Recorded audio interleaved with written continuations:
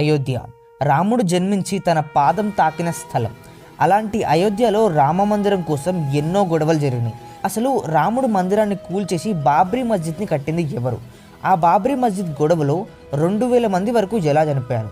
అంతమంది ప్రాణాలు అర్పించి తెచ్చిన అయోధ్య రామమందిరం ఇప్పుడు ఎలా కడుతున్నారు అండ్ దాని గురించి ఎవ్వరూ చెప్పని విషయాలు మీకు ఈ వీడియోలో డీటెయిల్గా చెప్పబోతున్నారు. దానికన్నా ముందు మనం ఈ రాముడి గుడి కోసం జరిగిన యుద్ధాల గురించి, వీటి హిస్టరీ గురించి తెలుసుకోవాలి. అందరికీ తెలిసిన హిస్టరీ ప్రకారం 1528 సంవత్సరంలో బాబర్ శ్రీరాముడి మందిరాలను కూల్చేసి అక్కడ బాబ్రీ మస్జిద్ కట్టిండు. కానీ అంతకన్నా ముందే రాముడి కొడుకైన కుషుడు 3000కు పైగా రామ మందిరాలని అయోధ్య మొత్తంలో కట్టించారు. అయితే అలా గుడులు కట్టించిన తర్వాత కొన్ని సంవత్సరాలకి కొన్ని గుడులు విరిగిపోవడం లాంటివి జరుగుతూ ఉండే. అప్పట్లో ఉజ్జయిని రాజైన విక్రమాదిత్య చాలా గుడులను రిపేర్ చేయించారు. మరి అలా రిపేర్ చేయించిన గుడులన్నీ ఇప్పుడు ఎక్కడున్నాయి? అప్పటి నుండి ఇప్పటి వరకు మెల్లమెల్లగా ఈ గుడులన్నీ కాలగర్భంలో కలిసిపోతూ వచ్చాయి. కొన్ని విరిగిపోవడం అండ్ కొన్ని ఇప్పటికీ భూమిలోనే ఉండడం, అలా 3000 విగ్రహాల్లో చాలా విగ్రహాలు కనుమరుగైపోయాయి. అయితే 1928 తర్వాత 150 సంవత్సరాల పాటు మొఘళ్ళు భారతదేశాన్ని పరిపాలించారు. అయితే ఆ మధ్యలోనే 1717లో జైపూర్ రాజైన రాజా జైసింగ్కి మొఘల్స్కి చాలా మంచి రిలేషన్షిప్ ఉండే. అయితే ఆయన రామ మందిరాన్ని కట్టాలని చెప్పేసి చాలామంది మొఘళ్ళ దగ్గరికి వెళ్ళి మస్జిద్ దగ్గర రామ మందిరాన్ని ఎలా అయినా కట్టాలని చెప్పేసి వాళ్ళని కన్విన్స్ చేయడానికి ట్రై చేసిండు. కానీ మొఘల్స్కి అక్కడ రామ మందిరం కట్టడం ఇష్టం లేదు కాబట్టి వాళ్ళెవరూ ఒప్పుకోలేదు. బట్ రాజా జైసింగ్ ఏం చేశారంటే ఆ మస్జిద్ పక్కనే రాముడికి సంబంధించిన గుడిని కట్టారు. అలా ముస్లింలు మస్జిద్ లోపల నమాజ్ చేయడం, మస్జిద్ బయట హిందువులు రాముడి గుడి దగ్గర పూజ చేయడం లాంటివి జరిగాయి. ఒకసారి ఈ ఫోటో చూడండి. ఇక్కడ మనకు కనిపిస్తుంది బాబ్రీ మస్జిద్ అండ్ దీని బయట ఉన్నది రామ్ చబూత్రా, అంటే ఇది రాముడు జన్మించిన స్థలం. అండ్ ఇక్కడ కనిపిస్తుంది సీతా రసోయి, అంటే సీతమ్మ రాముల వారి కోసం వంట చేసి పెట్టే స్థలం అన్నమాట. కానీ ఈ 2 ప్రదేశాలే కాకుండా బాబ్రీ మస్జిద్ కింద కొన్ని పురాతన వస్తువులు ఉన్నాయి అండ్ ఆ వస్తువులు బాబ్రీ మస్జిద్ కట్టక ముందే అక్కడ ఉన్నాయి అని చెప్పేసి చాలామంది హిందువులు అన్నారు. బట్ అప్పట్లో మొఘల్స్ హవా నడిచేది కాబట్టి ఎవ్వరూ పెద్దగా చెప్పలేదు. కానీ 1813లో హిందువులు మొట్టమొదటిసారిగా బాబ్రీ మస్జిద్ కింద రాముడికి సంబంధించిన విగ్రహాలు ఉన్నాయని చెప్పేసి అందరికీ చెప్పడం స్టార్ట్ చేశారు. అప్పట్లో కొంతమంది బ్రిటిషర్స్ అవును మస్జిద్ కింద రాముడికి సంబంధించిన విగ్రహాలు, వస్తువులు ఉన్నాయని చెప్పేసి కొన్ని రిపోర్ట్స్లో వాళ్ళు కూడా చెప్పారు. అయితే 1838లో మస్జిద్ లోపల ఉన్న పిల్లర్లు గుడికి సంబంధించినవి అని చెప్పేసి ఒక బ్రిటిష్ సర్వేయర్ ఆయన బుక్లో రివీల్ చేశారు. అలా ఒక 100 సంవత్సరాల పాటు హిందూ ముస్లిమ్స్ పక్కపక్కనే ఉంటూ వీళ్ళు నమాజ్ చేసుకోవడం, వాళ్ళు పూజ చేసుకోవడం లాంటివి చేస్తూ వచ్చారు. మధ్యలో హిందువులు మస్జిద్ లోపలికి రావద్దు అని చెప్పేసి చాలా గొడవలు కూడా జరిగినాయి. అలా బ్రిటిష్ ప్రభుత్వం ఉన్న కాలంలోనే గుడి కోసం చాలా అల్లర్లు జరిగినాయి. అలా జరుగుతూ ఉండగా 1947లో ఇండిపెండెన్స్ డే వచ్చింది. స్వాతంత్రం వచ్చాకైనా గుడి కడతారేమో అని చెప్పేసి జనాలు అనుకున్నారు. బట్ అప్పటికీ అలా ఏం జరగలేదు. 1949లో గుడి లోపల నుంచి ఒకరోజు గంట సౌండ్లు వినిపించడం స్టార్ట్ చేసింది. చాలామంది గుడి లోపలికి వెళ్ళి చూస్తే అక్కడ రాముడి విగ్రహం అనేది ప్రత్యక్షమైంది. అయితే హిందువులందరూ రాత్రికి రాత్రి అక్కడ రాముడి విగ్రహం వెలిసింది అని చెప్పేసి చెప్తున్నారు. కానీ కొంతమంది ముస్లింలేమో ఎవరో కావాలనే ఇక్కడ విగ్రహం పెట్టి వెళ్ళారు అని చెప్పేసి ముస్లింలు ఈ విగ్రహం ఇక్కడ నుంచి తీసేయండి అని చెప్పేసి గొడవలు చేశారు. హిందువులు అక్కడున్న విగ్రహాన్ని ఎవరు ముట్టుకోదని చెప్పేసి వీళ్ళు కూడా గొడవలు స్టార్ట్ చేశారు. అలా అప్పటి నుంచి హిందూ ముస్లింలకి పడేది కాదు. ఈ గొడవల వల్లనే ఒకసారి 2000 మంది వరకు చనిపోయారు.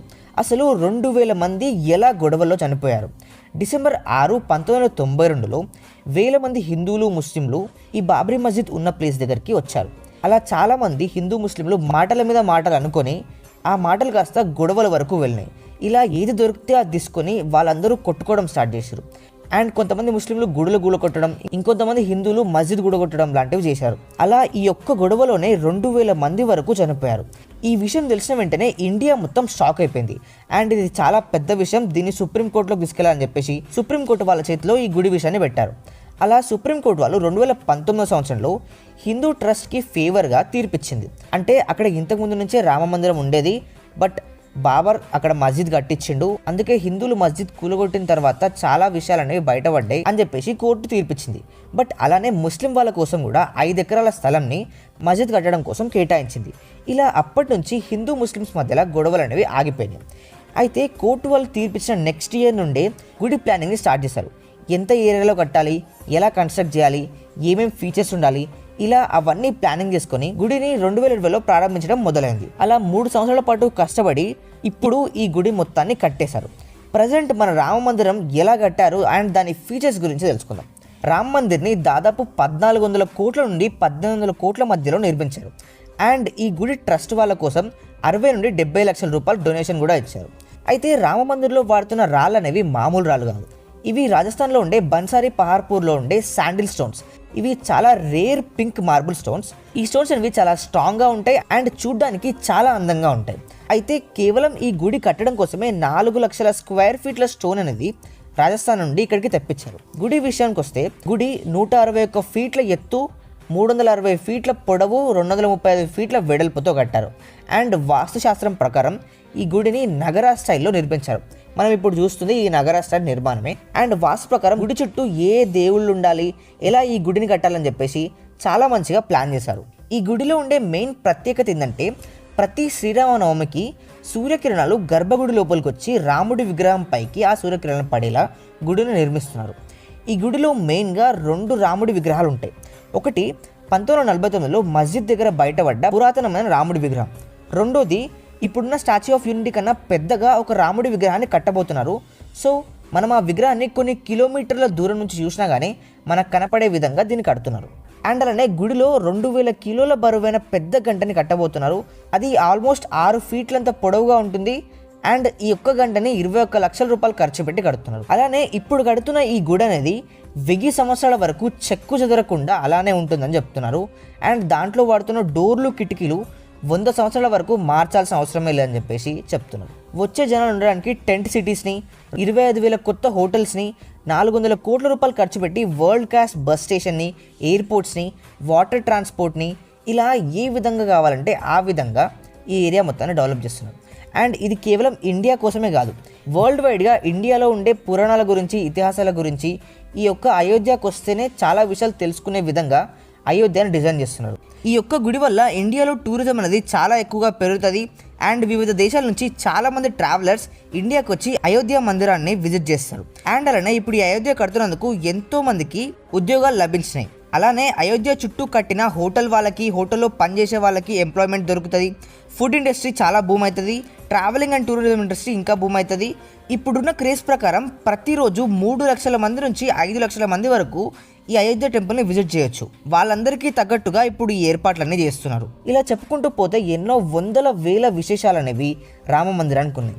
ఇప్పుడు కంక్లూజన్ విషయానికి వస్తే ఒక నెల రోజుల నుంచి ఏ న్యూస్ ఛానల్ పెట్టినా కానీ ప్రతి ఒక్కరు రామ మందిరం గురించి చెప్తున్నారు. ఇదంతా చూస్తుంటే 1000 సంవత్సరాల ముందు అయోధ్యలో ఉండే ప్రజలే మళ్ళీ పుట్టి రాముడి కోసం మళ్ళీ రామ మందిరాన్ని కడుతున్నారేమో అనే అంత అద్భుతంగా ఉంది. ఈ గుడిని చూసే అదృష్టం దొరకడమే మనందరికీ చాలా గొప్ప విషయం. సో ఫ్రెండ్స్, ఇది వీడియో నచ్చితే వీడియోని లైక్ చేయండి, షేర్ చేయండి. మరిన్ని ఇలాంటి వీడియోస్ కోసం మన ఛానల్ సబ్స్క్రైబ్ చేసుకోండి. మీలో ఎంతమంది రామ మందిరం కోసం ఎక్సైటెడ్గా ఉన్నారో కామెంట్ సెక్షన్లో చెప్పండి. See you in the next video and thank you for watching. This is Sai Vardhan signing off.